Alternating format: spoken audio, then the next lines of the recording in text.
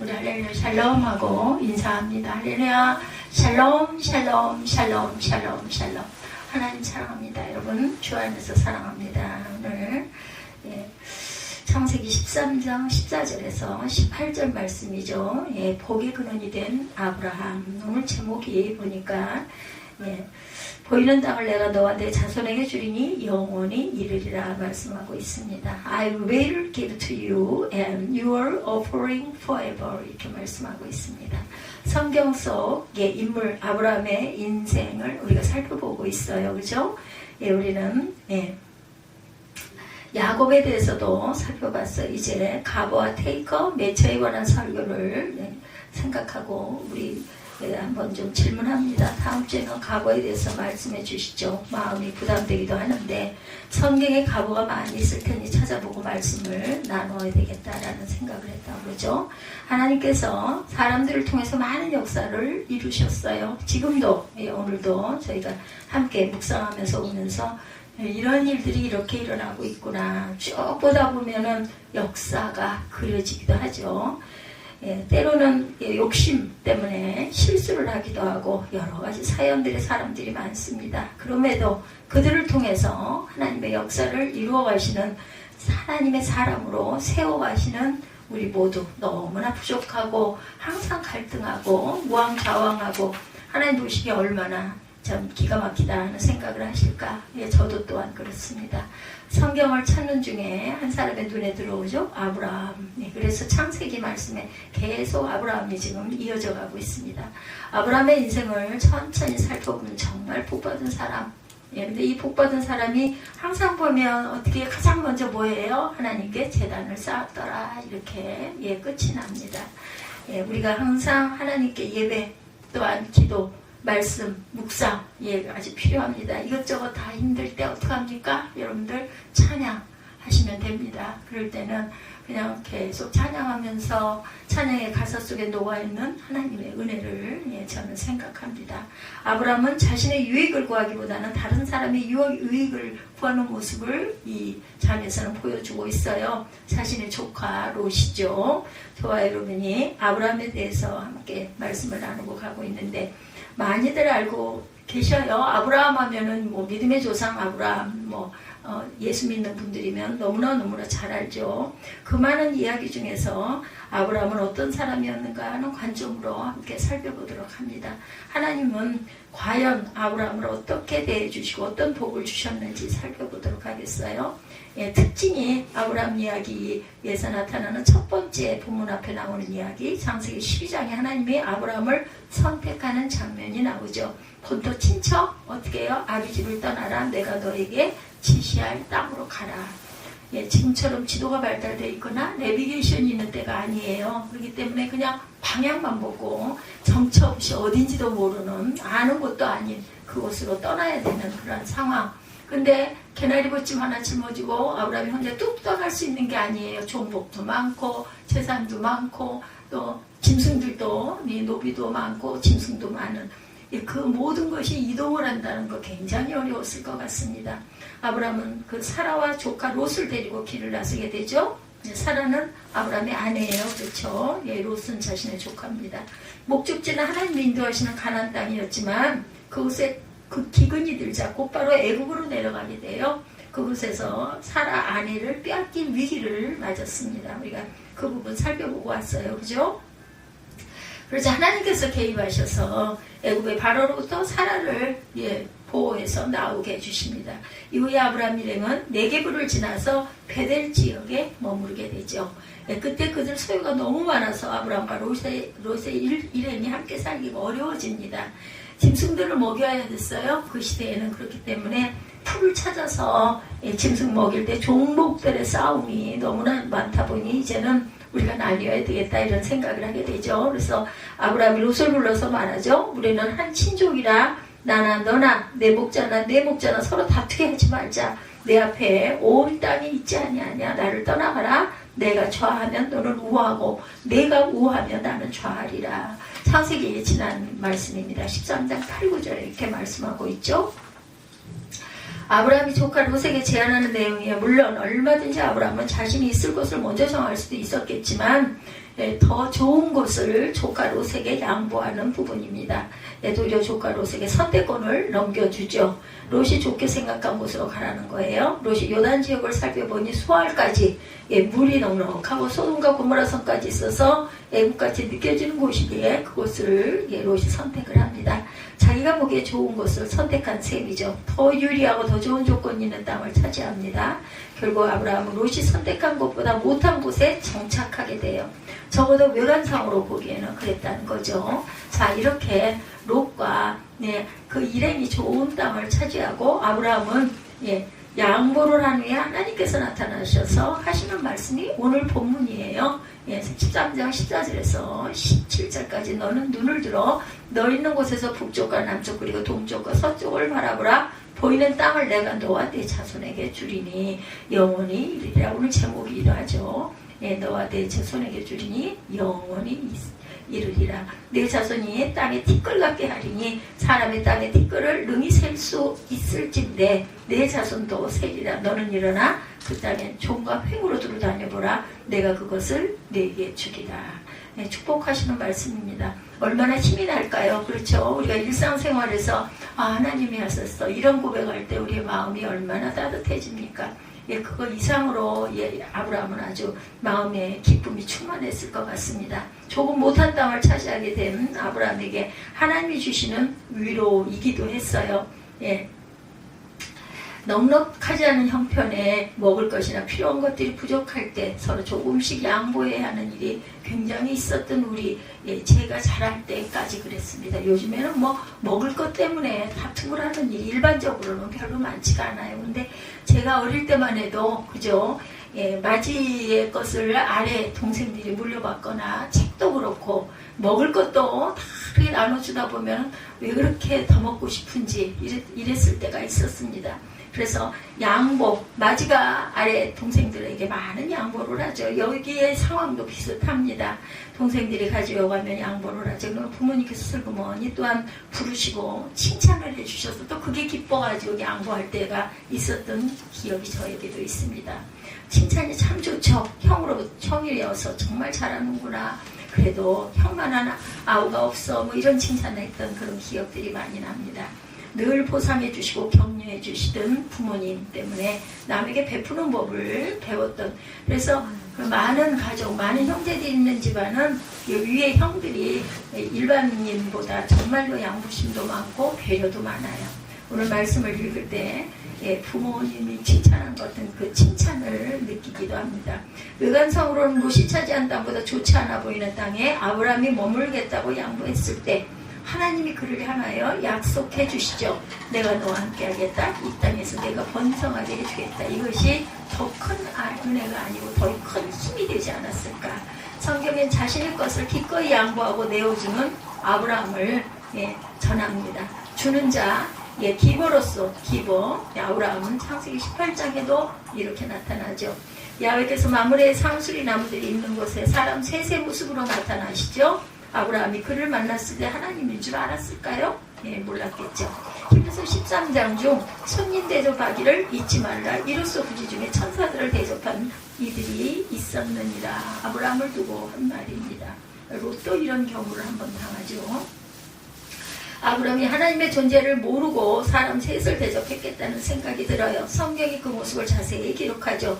창세기 18장 2절에서 5절에 보면 눈을 들어 본즉 사람 셋이 맞은편에 서 있는지라 그가 그들을 보자 곧 장막문에서 달려가니 영접하며 몸을 땅에 굽혀 이르되 내 주여 내가 주께 은혜를 입었사오면 원하건대 종을 떠나 지나가지 마옵시고 물을 조금 가져오게 하사 당신들의 발을 씻으시고 나무 아래서 쉬소서. 내가 떡을 조금 가져오리니 당신들은 마음을 상쾌하게 하신 후에 지나가소서. 당신들의 종에게 오셨음이니이다. 얼마나 그 대접하는 마음이 훈훈합니까? 남은 애들 참 배고프고 그죠?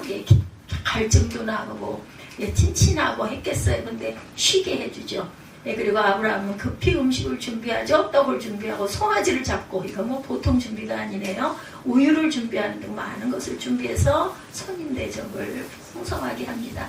놀라운 모습이에요. 만일에 그가 하나님이신 줄 알았다면 이해가 가는데 아니잖아요. 지나가는 나그네였습니다. 그러나 몰랐다면 그의 태도는 대단한 모습인 거죠. 당시 나그네는 공격의 대상이었기 때문에 언제나 연약한 존재였다고 합니다. 그 시대에는 얼마든지 죽일 수도 있었고 얼마든지 모든 것을 빼앗기는 위험을 감수할 수도 있는 나그네들. 그래서 하나님은 나그네를 선대하라고 여러 번 말씀을 하세요. 그 말씀대로 아브라함은 나그네와 같은 사람 셋을 보자 하나님을 대접을 합니다. 예, 주는 자, 기도로서의 모습이 또 한 번 나타나죠. 이토록 나그네를 선대한 아브라함에게 하나님은 어떻게 하세요? 먼저는 사라에게 아들이 있으리라는 약속. 그렇게 해서 결국 이삭을 25년 만에 보게 되죠. 내년 이맘때 아브라함에게 아들이 있을 것이다. 이렇게 축복을 합니다. 이야기를 듣자 사라는 웃었어요. 나이도 많이 들었고 생리도 이제 다 끝난 여인이 어떻게 아이를 출산할 수가 있겠느냐. 이렇게 생각을 하죠. 그러나 하나님은 말씀대로 일을 이루어내시죠. 예, 기적입니다. 기적이 일어나죠.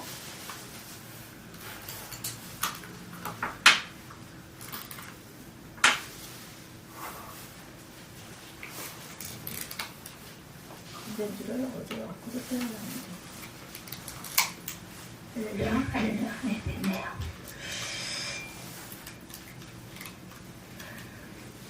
하나님은 말씀대로 일을 이루어내십니다. 나그네를 도운 아브라함에게 하나님의 약속이 현실이 되는 축복이 허락이 되죠. 두 번째, 하나님은 나그네를 정성껏 대접한 아브라함에게 소돔과 고모라 성을 멸망시킬 계획을 주셔요.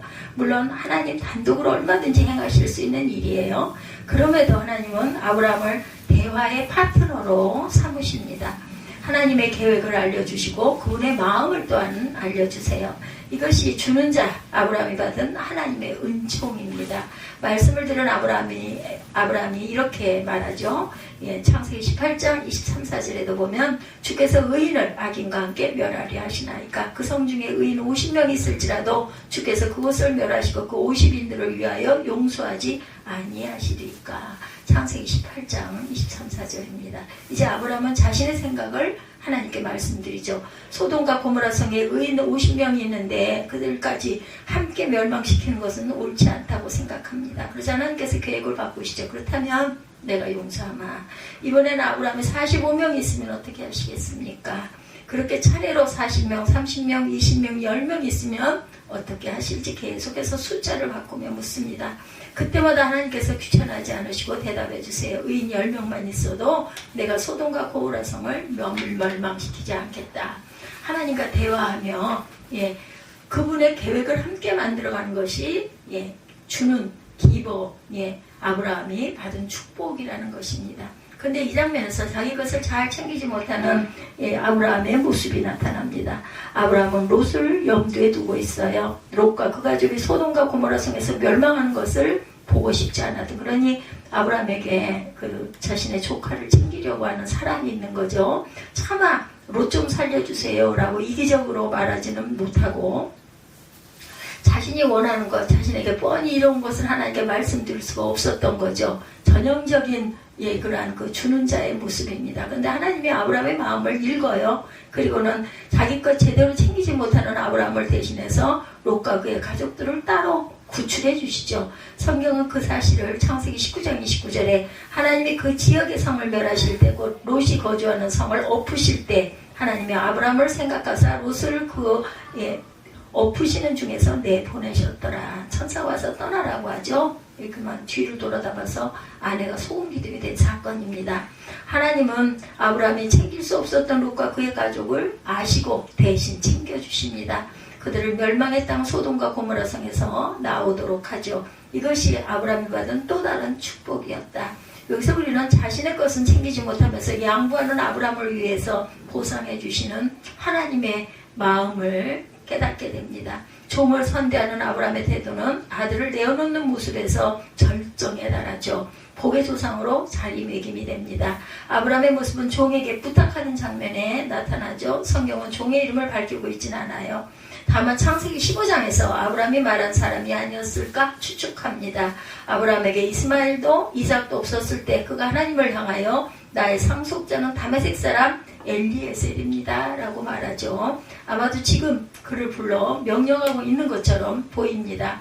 이삭을 위하여 그의 아내를 데리고 와라. 엘리에셀 종이에요. 그렇죠? 그리고 그 종에게 아브라함을 낙타 10피를 비롯해 많은 폐물 모든 것을 돌려서 보냅니다. 그러면서 고향 땅에서 이삭의 아내가 될 여자를 반드시 데리고 오도록 명령하고 그렇지 못할 시엔 맹세가 무효가 된다 이렇게 말하죠. 24장 8절에 보면 창세기 만일 여자가 너를 따라오려고 하지 아니하면 나의 이 맹세가 너에 상관이 없나니 오직 내 아들을 데리고 그리로 가지 말라 말씀하죠. 아브라함이 왜 이런 말을 했을까? 어떤 마음으로 늙은 종을 보낸 것일까? 우리가 생각해 보죠. 그것도 많은 재물을 주면서 말합니다. 물론 그 종이 이삭의 배필을 데리고 온다면 좋겠지만 혹시라도 그렇게 되지 못할 경우 어떻게 하겠는가. 근데 아브라함은 종이 나쁜 마음을 먹고 그의 재산을 모두 가져가도 될 만한 조건을 내걸고 있어요.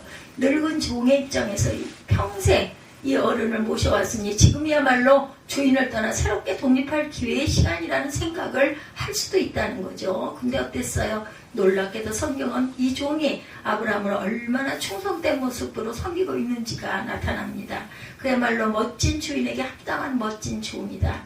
그가 나홀의 집에 이르러 음식을 먹으라는 라반 앞에서 말하죠. 창세기 14장 37절 33절에 보면 그 사람이 그 집으로 들어가매 라반이 낙타에 짐을 부리고 집과 사료를 낙타에게 주고 그 사람의 발과 그의 동행자들의 발 씻을 물을 주고 그 앞에 음식을 베푸니 그 사람이 이르되 내가 이 일을 진술하기 전에는 먹지 아니하겠나이다. 라반이 이르되 말하소서. 얼마나 멋진 종이에요. 주인은 혹시 모를 종의 도주에도 불구하고 그에게 모든 것을 너그럽게 주며 자유를 허락해 준 그러한 장면. 종은 하루라도 빨리 주인이 준 임무를 수행하고 돌아가고자 하죠. 한마디로 주인에게 충성하는 종이다. 하나님은 아브라함에게 이토록 멋진 종을 선물해 주셨어요. 인생을 살면서 종종 이런 일들을 보게 됩니다. 나눠주는 사람, 베푸는 사람, 자신을 희생하고 다른 사람을 살리려는 사람들이에요. 그런 사람들 주위에 또 다른 충성스러운 친구들이 있는 것을 우리가 또 종종 보게 됩니다. 좀처럼 그래서 넘어지지 않아요. 쉽게 넘어지고 쉽게 손해보고 금방 망할 것 같은데 도리어 그런 사람들이 끝까지 살아남고 승승장구하는 그런 모습을 보게 되죠. 그 옆에 또 다른 충성된 친구들이 함께 지켜주고 있기 때문이다. 그런 자를 우리에게 그 충성된 종을 준 자를 종은 하루라도 빨리 주인의 임무를 수행하고 싶어하고 그런 사람 주위에 다른 충성들은 친구들이 있는 것이 있어요. 좀처럼 넘어지지 않는다. 쉽게 넘어지고 쉽게 손해보고 금방 망할 것 같은데 도리어 그 사람들이 잘 견디면서 결국은 성공하는 모습들 그 옆에 또 다른 충성된 친구들이 함께 지켜주고 있기 때문이다. 그런 자를 하나님은 아브라함 곁에 세워주셨다는 것. 늙은 종의 이름도 알지 못하지만 그가 충성스럽게 주인을 섬겼고 이것이 주는 자 아브라함이 받은 하나님의 또 다른 축복이다. 아브라함의 이런 성품 창세기 13장에도 나타나고 14장에도 나타나죠. 신할 왕을 비롯해 네 나라 왕이 소돔과 고모라를 지고 모든 재물과 양식을 빼앗아가는 사건이 일어납니다. 그때 롯과 그가 가진 모든 재물들이 빼앗기게 되죠. 이 소식을 들은 아브라함이 훈련된 사람 318명을 거느리고 단까지 쫓아가서 롯을 구해내고 재물과 부녀와 친척을 찾아오는 승리를 거두게 되죠. 그리고 돌아오는 길에 멜리세덱을 만나는데 그는 하나님의 제사장이었어요. 지극히 높은 하나님의 제사장을 만나자 아브라함은 즉각적으로 탈취물의 10분의 1을 하나님께 드리죠. 하나님께서 드리는 그 기보였던 거죠. 하나님께도 드리는 기보, 주는 자. 그러면서 소돔 왕에 속한 것은 그 어떤 것도 가지지 않겠다 이렇게 말합니다. 창세기 14장 23절 아브라함이 소돔 왕에게 이르되 천지의 주제이시오 지극히 높으신 하나님 야훼께 내가 손을 들어 맹세하노니 내 말이 내가 아브라함으로 치부하게 하였다 할까 하여 네게 속한 것은 실한 오락이나 들매끈 한 가닥도 내가 가지지 아니하리라. 전쟁에서 승리했기 때문에 얼마든지 탈취물을 가질 수 있는 권한이 있었지만 그럼에도 하나님으로부터 부유함을 얻은 존재로 이름을 날리고 싶었던 것. 그래서 아브라함은 아무것도 갖지 않겠다 이렇게 이야기합니다. 얼마든지 명분이 있는 자리였고 그것을 챙길 수 있는 자리였는데 가진 소유를 조금이라도 더 늘릴 수 있는 기회였는데 아브라함은 그렇게 하지 않았다. 도리어 하나도 남김없이 소돔 왕에게 돌려주죠. 하나님은 그러한 아브라함의 모습을 좋게 보셨어요. 오직 하나님이 주시는 복으로 부자가 되겠다라는 믿음이 있었기 때문이다. 우리는 뭐 얻을 수 있으면 얼마든지 그죠? 좋다인데 이 아브라함은 달랐습니다. 아브라함의 모습이 가장 드라마틱하게 나타나는 장면은 자신의 아들을 하나님께 내어드리는 장면입니다. 하나님께서 100세가 되어 얻은 아들 이삭을 바치라고 아브라함에게 명령하신 사건이 있죠. 얼마든지 안 된다고 항변할 수 있을 것처럼 보이는데 아브라함은 한마디도 반박을 하고 나서질 않아요. 순종하고 나아갑니다. 모리아산에 올라가 사랑스러운 아들 이삭을 하나님께 바치고자도 합니다. 자신의 생명보다 귀한 것을 내어놓은 거죠. 그는 정말 하나님께 드리는 자였다는 거. 그 순간 하나님께서 사자를 보내셔서 아브라함의 이름을 다급하게 부르시며 그가 하던 일을 멈추게 하시죠. 그리고 말씀하십니다. 그 아이에게 내 손을 대지 말라. 그에게 아무 일도 하지 말라. 내가 내 아들 내 독자까지도 내게 아끼지 아니하였으니 내가 이제야 내가 하나님을 경외하는 줄을 내가 아노라. 창세기 22장 12절입니다.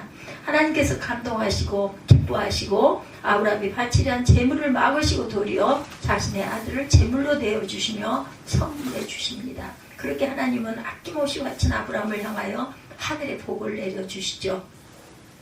22장 16절에서 18절입니다. 내가 나를 가르쳐 맹세하노니 내가 이같이 행하여 내 아들 내 독자도 아끼지 아니하였은즉 내가 내게 큰 복을 주고 내 씨가 크게 번성하여 하늘의 별과 같고 바닷가의 모래와 같게 하리니 내 씨가 그 대적의 성문을 차지하리라. 또 내 씨로 말미암아 친히 만민의 복을 받으리니 이는 내가 나의 말을 준행하였습니다.